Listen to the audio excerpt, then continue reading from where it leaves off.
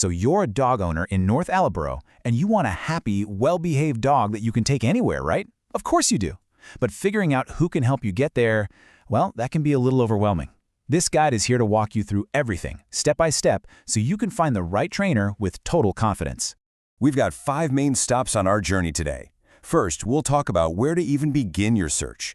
Then, we'll get into what makes a good fit, from credentials to the types of programs they offer.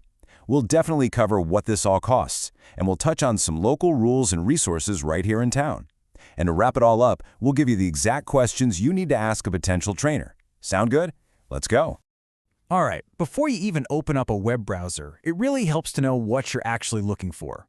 Let's lay the groundwork by talking about what modern dog training is all about and the one training philosophy you absolutely want to see.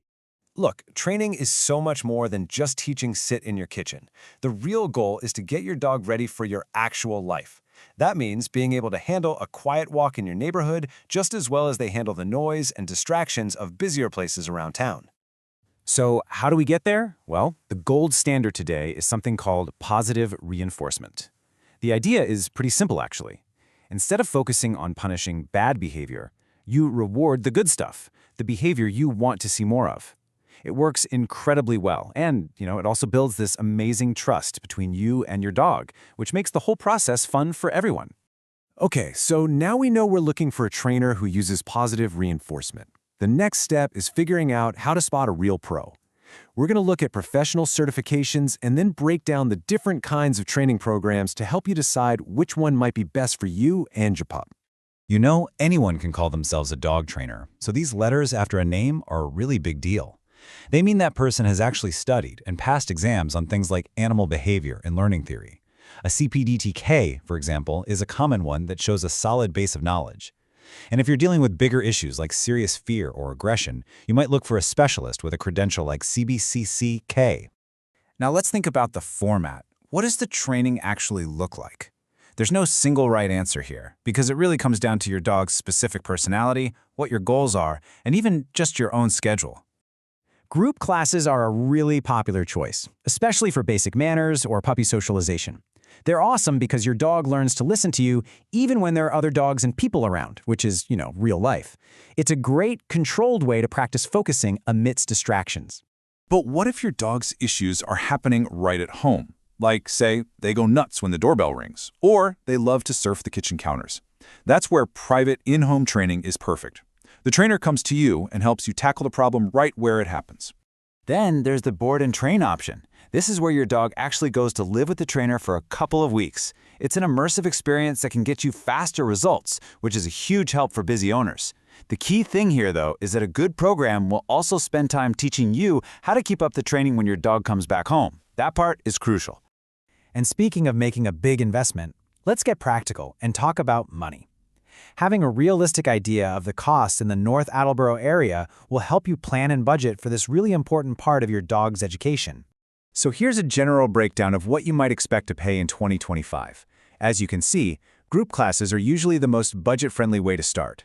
Private lessons are more per session, but they're totally customized to you. And then you have board and train programs, which are a significant financial commitment. Generally, the more experience a trainer has and the more one-on-one attention you get, the higher the cost will be.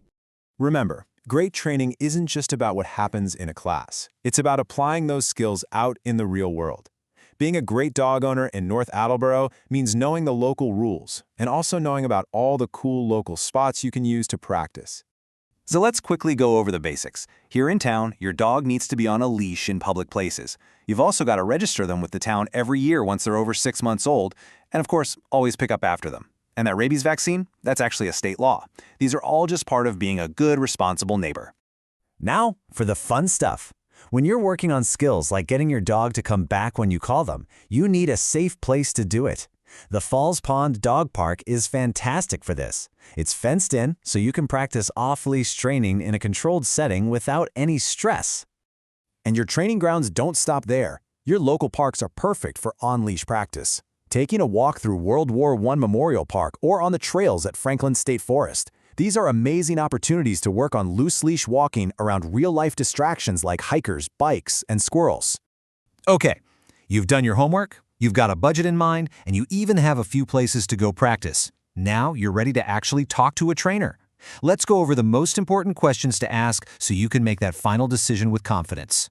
Think of this as your interview checklist. You'll want to ask them straight up what methods they use. You're listening for positive reinforcement.